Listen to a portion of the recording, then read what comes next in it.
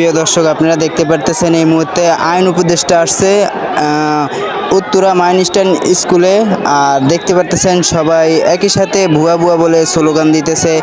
আর উনি মানে যেখানে বিমান পড়ছিল আর যে স্কুলটার পড়ছে ওখানে মানে ক্রস করে ওখানে ওটা দেখে আইসা তারপর ক্রস করে এখন দেখেন উনি এদিকে চলে আসছে।